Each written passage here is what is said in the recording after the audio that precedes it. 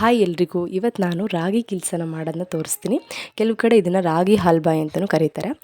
So ನಾನು ಇದನ್ನು perfect ವಿಧಾನದಲ್ಲಿ ಹೇಗೆ ಒಂದು ಗಂಟುಗಳಿಲ್ಲದೆ ಏನೂ ಇಲ್ಲದೆ ಚೆನ್ನಾಗಿ ಮಾಡ್ಬೋದು ಅನ್ನೋದನ್ನ ತೋರಿಸ್ತೀನಿ ಈ ವಿಡಿಯೋದಲ್ಲಿ.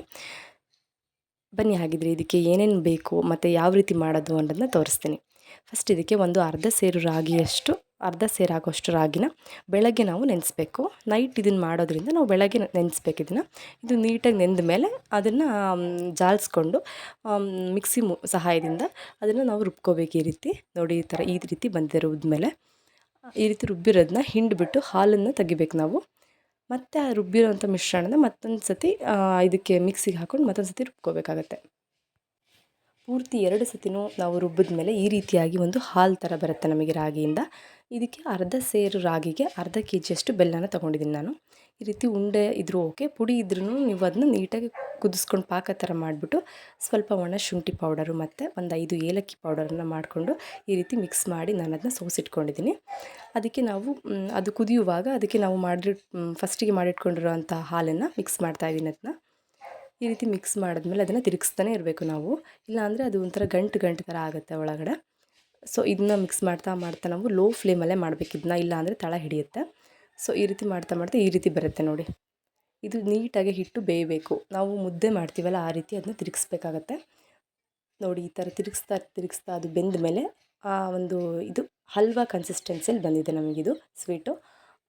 ಆ ಕಲರ್ ಕೂಡ ನೀವು ಅಬ್ಸರ್ವ್ ಮಾಡ್ಬೋದು, ಚೇಂಜ್ ಆಗ್ತಾ ಇರೋದನ್ನ. ಈ ರೀತಿ ಬ್ರೌನಿಶ್ ಆಗಿ ಅದು ಒಂಥರ ನೈಸಾಗಿ ಬರುತ್ತೆ. ಫೈನಲ್ಲಾಗಿ ನಾವು ಅದು ಮಾಡ್ತಾ ಸ್ವಲ್ಪ ಆಗುತ್ತೆ, ನಿಮಗೆ ಗೊತ್ತಾಗುತ್ತೆ ಅದು ಮಾಡ್ತಾ ಯಾವ ರೀತಿ ಬರುತ್ತೆ ಅಂತ.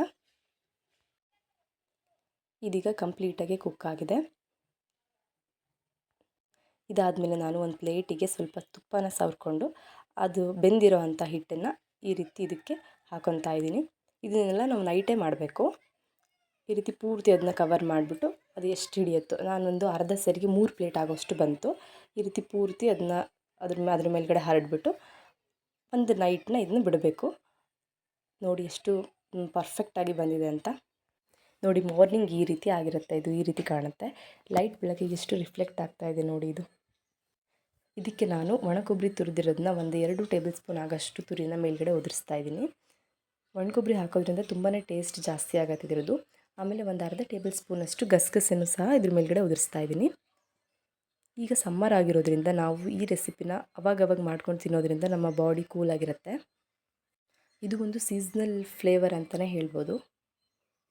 ಆಮೇಲೆ ನಾನು ಚಾಕುಗೆ ಸ್ವಲ್ಪ ತುಪ್ಪನ ಸವರ್ಕೊಂಡು ಸ್ಕ್ವೇರ್ ಶೇಪಲ್ಲಿ ಕಟ್ ಮಾಡ್ಕೊತಾ ಇದ್ದೀನಿ.